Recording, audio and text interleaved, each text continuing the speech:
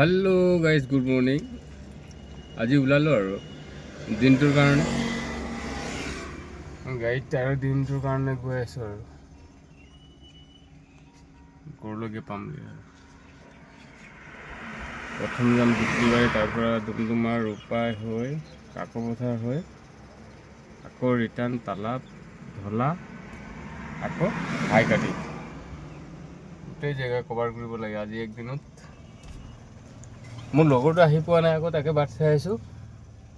বহুত দেৰি কৰিলেহি আজি, 10:30 বাজিলে ইয়াতে। নহ'লে আনদিন 10:30 আমি জেগাই জেগাই পাই যাওঁ। তাৰ কিবা প্ৰব্লেম হ'ল নেকি? ফোন কৰিছিলোঁ, সি কিবা এটা পে'মেণ্ট পাহৰিলোঁ, ল'ব গৈছে বুলি কৈছে। আহি পাবহি আৰু 5-10 মিনিটত। সেইটোৱে গাইছে আৰু ৰাতিপুৱা ওলালে আৰু দিনটোৰ কাৰণে আৰু গাড়ীতে থাকিব লাগে।